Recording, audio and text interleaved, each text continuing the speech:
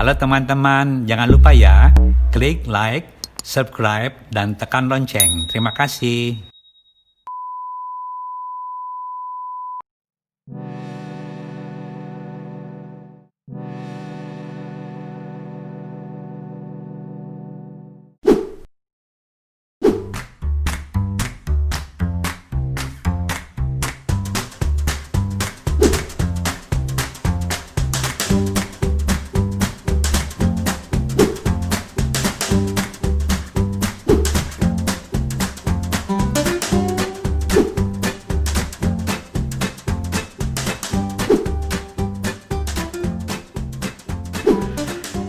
Assalamualaikum warahmatullahi wabarakatuh. Salam jumpa kembali untuk teman-teman pegawai semuanya. Di sini Danis Bay akan membawa satu topik yang cukup menarik, yaitu teman-teman perlu tahu bahwa ada suatu kontroversi ya yang sering kita dengarkan dimanapun juga, di dalam pembicaraan antara teman-teman di YouTube, mungkin di komunitas sepeda tertentu, bahwa ada dua kubu, ada dua pihak ya yang mempertentangkan unggul mana pemakaian gotri ya dan bearing. Nah, teman-teman di sini perlu melihat ya, umumnya sepeda yang lama itu menggunakan jenis yang ini gotri ya. Di sini ini udah saya setel sedemikian rupa sehingga ini cukup luncur ya. Yang saya jamin ini cukup luncur ya. Nah, peralatan gotri itu terdiri dari berbagai komponen ya. Pertama, ini untuk jenis gotri itu terdiri dari satu komponen hub ya. Satu komponen hub yang dilengkapi dengan as tengah roda sepeda ya, yang dimana ini meluncur menggunakan bola baja. Nah, bola baja ini disebut gotri. Dalam istilahnya umumnya, akhirnya gotri itu menjadi satu kesatuan sistem dari mekanisme sepeda untuk meluncur gitu. Dari as ya, dan ke hub yang difasilitasi oleh bola-bola baja ini disebut gotri. Dalam penyetelannya, gotri ini harus memiliki suatu penyetelan yang sangat akurat ya, supaya ini tidak tertekan atau terlalu longgar. Nah, pada sesi penyetelan ini saya nanti akan buat video tersendiri ya, supaya teman-teman bisa melaksanakan penyetelan ini dengan baik. Nah, kemudian yang lain itu kita memiliki mekanisme luncur ya, bantalan luncur sepeda yang sering banyak digunakan saat ini, yaitu menggunakan bearing. Nah, ini udah menggunakan bearing ya. Kebetulan sepeda saya ini yang kuning ini sudah di-upgrade ya, menggunakan bearing. Komponen bannya masih yang sama, semuanya sama, hanya hubnya itu diganti dengan bearing, mekanisme bearing. Nah, bearing ini seperti umumnya ya, seperti ini bearing ya. Ini contoh aja ya, punya motor ini itu lebih kecil ya. Nah, jadi nanti akan saya jelaskan bagaimana proses kontroversi itu kita klarifikasi demikian rupa ya. Teman-teman perlu mengetahui ya, bahwa mekanisme bearing ya dan mekanisme gotri itu memang jauh berbeda ya. Nah, sini akan saya terangkan gambar daripada perbandingan ya, bantalan gotri ya, bola baja dan bearing. Nah, di sini ada gambar as roda sepeda dengan gotri ini ya. Nah, roda sepeda itu digambarkan, ini adalah porosnya ya, poros dari sepeda itu sendiri ya, poros ini ya. Nah, poros sini ada ulirnya ya. Kemudian ini hub ya. Ini ada hubnya, oke. Kemudian di dalam hub itu ada mangkok, teman-teman. Ini dalam mangkoknya, ini mangkok ya, mangkok. Kemudian di sini ada komponen yang bergulir, itu bola baja ya. Bola baja ini bola baja. Ini bola baja ini, oke. Ini bola baja.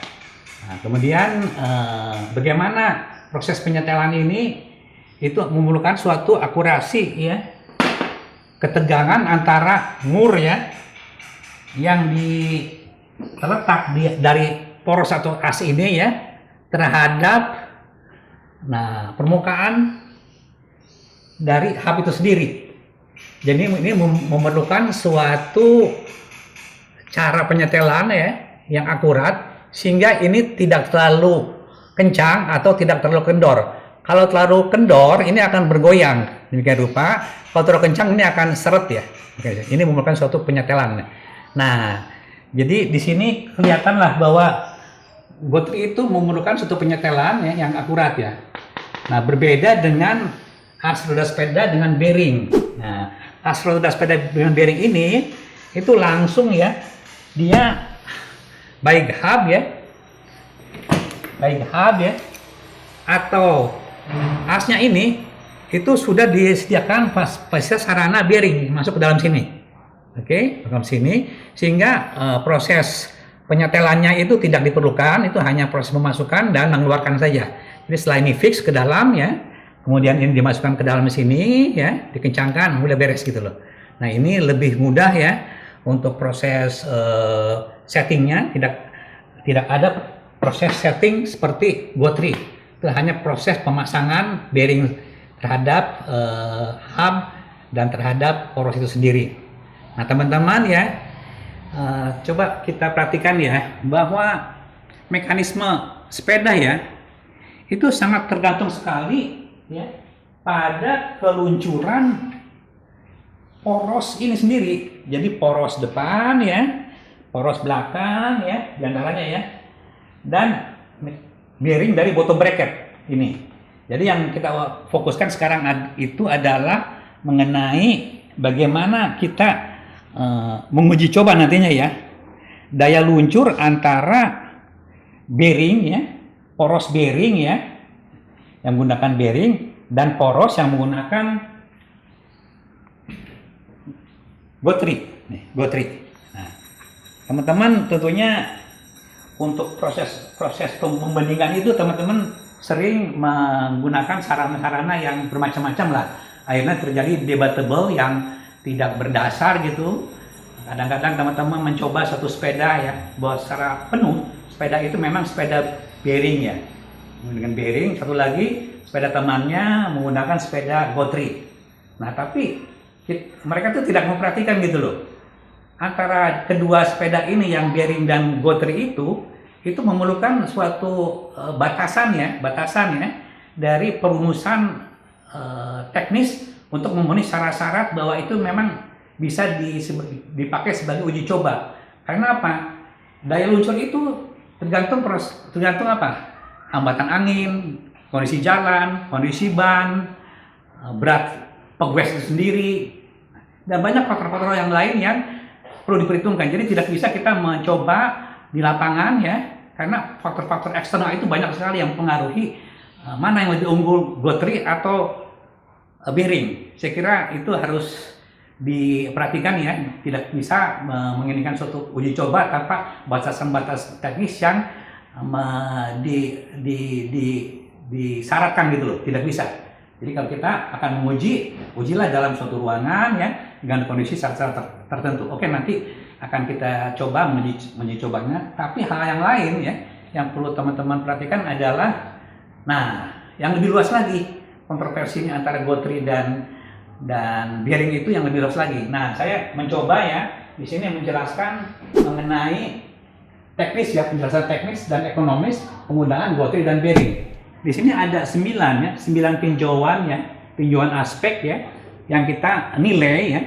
Walaupun ini secara objektif, saya kira ini cukuplah karena saya sering melakukan ini ya, nilai-nilai ini cukuplah mewakili customer atau pengguna dari bearing dan Guthrie sendiri ya. Di sini ada penilaian Guthrie dan bearing ya. Nah, yang pertama teman-teman kita coba untuk melihat aspek ya dari sentuhan permukaan ya dari Guthrie itu sendiri ya, permukaan Guthrie dan bearing. Nah kalau sentuhan permukaan Guthrie ya yang terjadi di Guthrie itu terjadi antara bola-bolanya ya, ini ada mur pengencangnya atau penguat adjustable, ini bisa disetel ya dengan kontramur yang ini ya kan. Nah kemudian di sini ada mangkoknya, ini mangkok ya, di sini ada bola-bolanya. Nah, oke. Nah teman-teman perlu lihat bahwa daya sentuhan yang terjadi ya untuk jenis Gotri itu minim sekali itu. Ini sini ada garis tuh ya. Nah, segaris ini aja. Begitu minimnya ya, hanya kelihatan garis ya, sentuhan bekas bola-bola itu ya. Demikian juga yang terjadi di mangkoknya. Nah, ini hanya kelihatan garis mengkilat itu aja tuh. Jadi bola-bola menyentuh permukaan mur pengencang dan mangkok ini itu minim sekali gitu loh. Sehingga saya katakan di sini ya bahwa permukaan sentuh ya antara Gotri dan mangkok ini. Nah, daerah ini permukaan sentuhnya nih. Ini bola-bola baja atau Gotri ya. Ini mur pengencang yang tadi ya. Kemudian ini mangkoknya ya. Jadi antara mur pengencang ya, bola baja ada Gotri dan mangkoknya ini, permukaan sentuhnya ini di sini itu minim sekali. Tadi kelihatan mesti ya. Itu hanya berbentuk garis saja ya. Nah, garis ya. Oke. Kelihatan garis. Demikian juga dengan mangkoknya. Oke. Jadi tinjauan aspek antara Gotri dan bearing ini ya. Gotri saya kasih nilai 5 nih karena ini daya sentuhnya minim sekali. Jadi di sini untuk nilai itu ya skala tertinggi itu 5 di sini. Jadi saya kasih nilai 5. Nah, kemudian kalau kita tinjau ya untuk bearing ya, as roda sepeda dengan bearing. Nah, di sini ada poros ya, di sini ada mur pengencangnya ya, di sini bearingnya itu sendiri ya, di sini hubnya, ini hub nih. Nah, jadi bearing ini umumnya ya, nah seperti ini. Nah, ini bidang sentuhnya ya, bearing ya, ini antara inner ring ya dan outer ring ya. Ini besar sekali. Ini permukaan sentuh ya. Inner ring dan outer ring ini itu besar sekali. Jadi kurang lebih ini mungkin lebih dari 40% kali ya. Ini 40% atau mungkin ini 35% ya. Antara bola baja dan inner ring ya. Inner ring berikut outer ringnya nih. Permukaan sentuh, inner ring dan outer ringnya ini ya. Itu besar sekali dari sini sampai sini. Begitu juga ke inner ringnya dari sini ke sini. Itu cukup besar. Nah, ini hanya beberapa titik aja, hanya sedikit sekali ini. Kalau untuk Gotri sedikit, segini aja, sama ya, itu aja. Jadi kira-kira saya beri nilai untuk bearing ini ya lumayan lah, 3 lah yang beri nilai ya. Oke. Kemudian untuk daya luncur ya, penilaian aspek daya luncur nanti akan kita uji coba ya. Ini rupanya daya luncur ini menjadi topik utama ya. Launcher mana antara Gotri dan bearing, nanti kita beri nilai juga, tapi ini sebentar ini kita kosongkan. Kemudian proses akurasi machinery ya antara Gotri dan bearing. Ini Gotri ya dan bearing. Terus terang saya katakan bahwa proses machinery itu proses pembuatannya ya. Untuk Gotri itu kurang presisi ya. Di sini bisa terjadi hasilnya kurang telitian ya, ininya kurang halus dan lain-lain ya. Ini kurang presisi ini nih Gotri ini sendiri. Ininya juga kadang-kadang longgar, ini skrup ininya antara mur dan porosnya, ulirnya juga ya kurang akurat lah istilahnya. Oke. Begitu juga kehalusan permukaan ini juga kurang ya. Beda dengan bearing ini. Bearing ini luar biasa nih ketelitiannya nih. Dimana kita beli bearing pasti kalau kita masukkan ke dalam hubnya itu akan pas sekali, nggak bukan longgar. Ini halus sekali ini. Jadi akurasi machinery atau pembuatan komponen itu sendiri saya beli nilai untuk bearing itu 5 dan untuk Gotri itu saya nilai di bawah 3 lah, 2 ini karena pembuatannya agak kasar gitu. Walaupun itu merek Shimano sekalipun biasanya dia masih kalah dengan bearing mengenai machinery-nya, halusannya.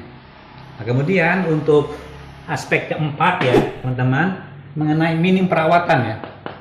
Minim perawatan ini terus terang untuk bearing ini ya nggak usah dirawat lah istilahnya ya.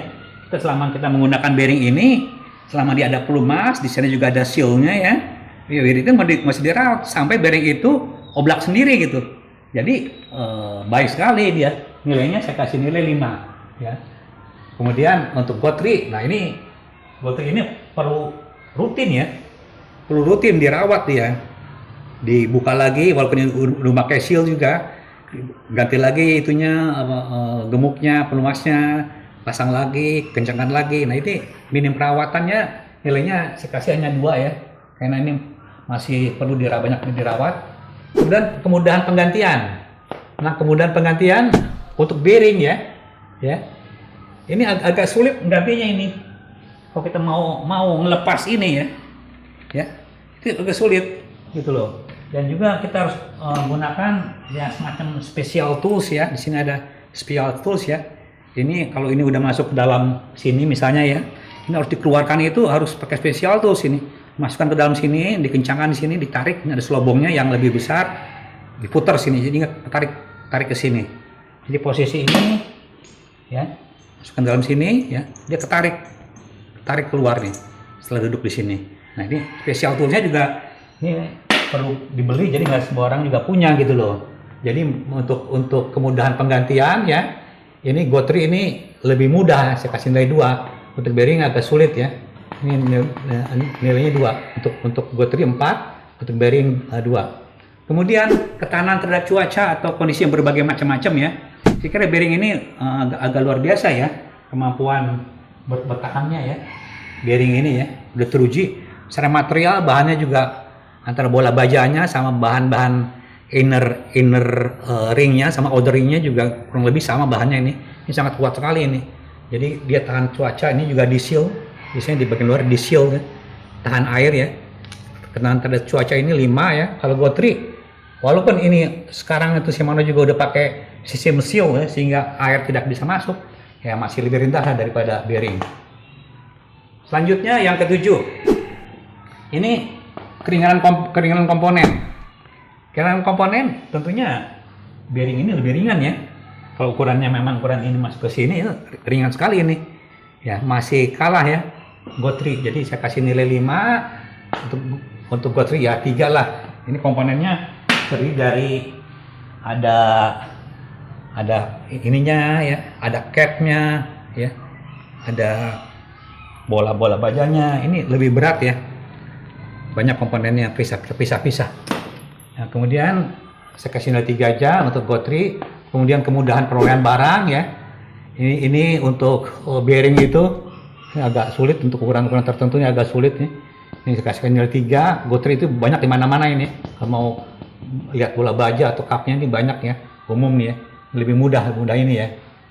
Nah kemudian harganya juga lebih murah ya, GoTri lebih murah, bearing juga agak lebih mahal ini, kasih nilai 3. Oke teman-teman, nanti kita coba ya untuk proses pengetesan butir 2 ya, daya luncur ini biasanya yang teman-teman kontroversi ya. Saya agak kurang mau rekomendasi pengetesan itu tuh dibawa di jalan ya.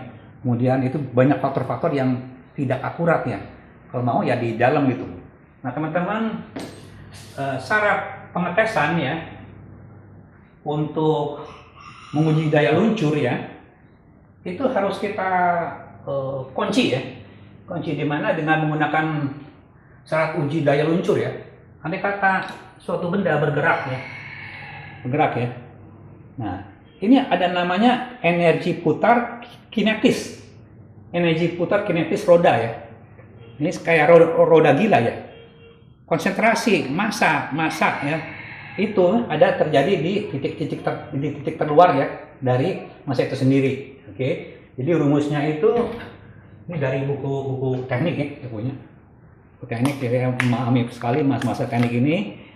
Itu formulanya aja, kerja daripada energi kinetis adalah setengah M massa ya, benda berputar kali W kecepatan sudut angular ya, WR kuadrat. Nah inilah energi ya. Jadi makin besar, jadi variabelnya itu massa. Makin besar massanya ya ini, makin besar rodanya, massa rodanya ini ya, itu makin besar juga energi kinetisnya. Kemudian tergantung lagi kecepatan sudut. Karena sudut itu kecepatan sudut putar, yaitu putaran per detik. Nah, kalau saat berputar. Nah, ini gejala berputar terus itu adalah gejala roda gila. Karena di sini ada energi kinetis yang terkonsentrasi di bagian luar radius sepeda ini, roda sepeda ini. Nah, kemudian juga ini tergantung jari-jari. Jari-jari sepeda makin besar, jari-jari sepedanya makin besar juga energi putar kinetis itu sendiri. Nah, untuk pengujian, semua faktor-faktor ini harus sama gitu loh. Masanya sama, kecepatan sudutnya sama, R-nya sama. Nah, inilah menjadi suatu pengunci ya, pengunci dari proses uji coba itu sendiri. Syarat-syaratnya harus seperti ini. Nah, kebetulan sepeda ini tadinya sama semuanya ya, ringnya sama, bannya juga sama, bandelnya sama, jari-jarinya sama. Yang membedakan hanya hub aja. Nah, secara massa juga ini terkonsentrasi di luar, jadi tidak diperhitungkan ini. Ini hanya yang membedakan hanya ini gotri ya. Nah, ini bearing. Nah, itulah syarat-syarat yang lainnya seperti yang di sini sama ya. Masanya sama ini. Massa yang terkonsentrasi di lingkaran ini. Ya, cepat angular nanti kita uji coba sama ya. Radiusnya juga sama. Radiusnya sama ke sini. Juga sama. Oke, setelah syarat-syarat itu terpenuhi, ya oke teman-teman. Nanti langsung ya kita lihat proses uji coba di mana yang lebih unggul ya. Gotri atau bearing. Nah, ini jangan salah. Ini hanya salah satu indikator atau variabel ya dari keunggulannya ya. Yang lain-lain banyak di sini keunggulannya. Tapi rata-rata teman-teman memperhatikan hanya daya luncur aja. Hal yang lain ini kurang diperhatikan. Mana yang lebih loncat atau luncur, gotri atau bearing. Oke, nanti kita coba ya. 2, 3. Oke teman-teman, pada sesi ini khusus ya, kita akan uji coba ya, langsung keakurasian prosesnya tadi ya udah terukur ya dengan syarat-syarat ini ya, dan gimana akan kita coba memutar roda ini dengan stopwatch. Siapa di antara gotri, mana di antara gotri atau bearing yang lebih unggul? Langsung aja sini kita pasang roda bearing ya. Roda bearing, oke. Ini satu lagi roda gotri.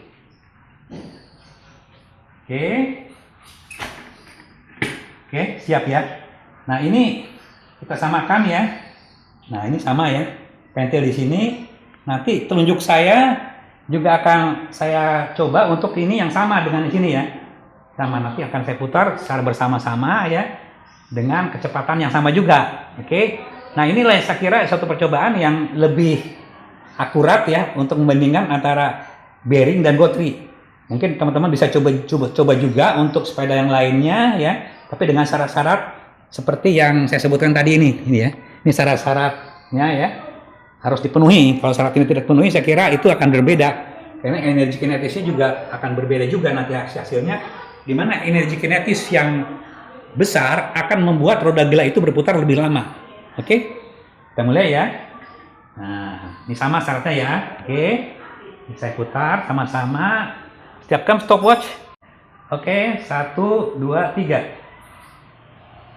Nah, teman-teman lihat, ini sama-sama berputar ya. Dalam waktu tertentu, kedua roda ini akan berhenti sendiri ya. Tadi saya perlihatkan bahwa saya memutar dengan kecepatan yang sama dan berakhir juga di kurang lebih di sudut 180 derajat ya. Dari sini ke sini ya, sama-sama berputar. Nanti akan kita lihat mana yang lebih lama ya, tentunya yang terlama itu akan lebih unggul. Oke, nanti kita lihat pada akhirnya ya, siapa yang lebih berdiri duluan. Oke, masih berputar. Nah, oke, berapa menit? Itu per menit 1 menit 17 detik, 17,3 detik. Ini 1 menit ya, gotri ya. 1 menit 17,3. Oke, 1 menit 17,3 detik ya. 17,3. Oke. 5 menit ya. Bearing agak lama di berputarnya ya. Mungkin lebih 2 menit ya.